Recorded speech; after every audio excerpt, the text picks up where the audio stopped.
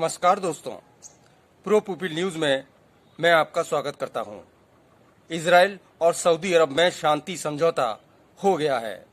इस समझौते को ऐतिहासिक बताया जा रहा है और उम्मीद जताई जा रही है कि खाड़ी देशों में दशकों से चला आ रहा विवाद अब खत्म हो गया है। आखिर ये विवाद क्या है, इसके राजनीतिक मायने क्या हैं, ऐसी कौन सी हालात हैं जिसमें इन देशों को समझौता करना पड़ा। इजराइल और अरब देशों के बीच विवाद दशकों पुराना है।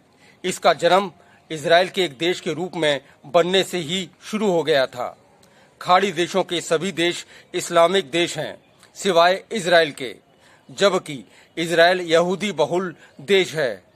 ये कहना गलत नहीं होगा कि अरब मुल्कों के इजराइल से मतभेद धार्मिक और सांस्कृतिक ही ज्यादा रहे।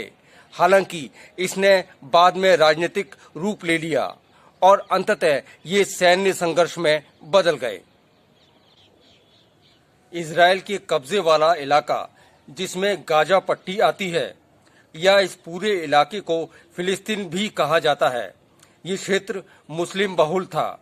फिलिस्तीन को एक स्वतंत्र देश बनाने को लेकर अरब देशों का विवाद इजराइल से लंबे समय तक बना रहा। कई बार सैन्य संघर्ष भी हुए। हालांकि फिलिस्तीन अब एक स्वतंत्र राष्ट्र बन चुका है।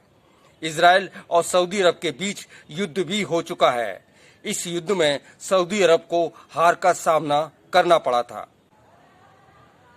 अब बात करते हैं इजराइल और सऊदी अरब के बीच हुए शांति समझौते की। इस समझौते के पीछे पिछले कुछ वर्षों के बीच उपजे वो हालात हैं जिसने सऊदी अरब को इजराइल के नजदीक ला दिया। 57 इस्लामिक देशों के समूह मतलब OIC का मुखिया सऊदी अरब को माना जाता है। इस संगठन पर सऊदी अरब और अमीरात की पकड़ है। सुन्नी मुस्लिम बहुल सऊदी अरब को एकमात्र चुनौती शिया बहुल ईरान से इस समूह में मिलती है। दोनों देश एक दूसरे के धुर विरोधी हैं। दूसरी तरफ इजराइल और ईरान के बीच दुश्मनी काफी लंबे समय से चली आ रही है। ईरान के परमाणु कार्यक्रम को लेकर अमेरिका और इजराइल का विरोध जग जाहिर है। इजराइल को अमेरिका के बेहद नजदीक माना जाता है, तो अरब देशों में सऊदी अरब भी अमेरिका का सबसे करीबी देश है। अमेरिका, इजराइल और सऊदी अरब ये तीनों देश ईरान को खतरा मानते हैं। इसके बावजूद सऊदी अरब और इजराइल के बीच राजनयिक संबंध कभी नहीं बने। इन दोनों देशों में मतभेद बना ही रहा, लेकिन राजनीतिक हालत ऐसे बदले कि दोनों के बीच शांति समझौता हो ही गया। तुर्की वो देश है जिसने हाल के कुछ वर्षों में इस्लामिक दुनिया में सऊदी अरब को चुनौती देना शुरू कर दिया है। तुर्की ने सऊदी अरब और अमीरात के वर्चस्व को चुनौती दे दी है। ईरान ने तुर्की को समर्थन देकर सऊदी अरब के एकाधिकार को खतरे में डाल दिया है। यही नहीं, मलेशिया और पाकिस्तान का भी झुकाव तुर्की की तरफ ही है। इजराइल से शांति समझौता करके सऊदी अरब ने एक तीर से दो निशाने साधे हैं।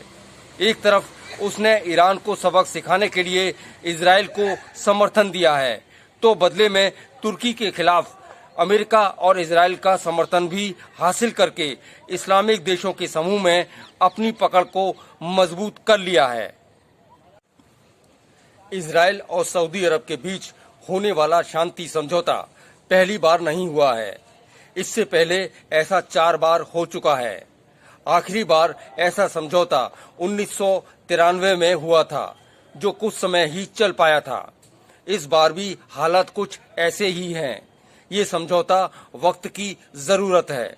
अगर खाड़ी देशों के बीच हुए शांति समझौते को ऐतिहासिक बनाना है, तो इन दोनों देशों को इतिहास को भूलकर नया इतिहास लिखना ही होगा। अगली बार फिर हाजिर होंगे किसी अन्य सामयिक विषय को लेकर। प्रो पीपल न्यूज के लिए अमिताभ आकाश की रिपोर्ट। लेटेस्ट न्यूज अपडेट के लिए हमारे चैनल को सब्सक्राइब करें और साइड में दिख रहे नोटिफिकेशन बेल आइकन पर क्लिक करके हमारे वीडियो को सबसे पहले देखें।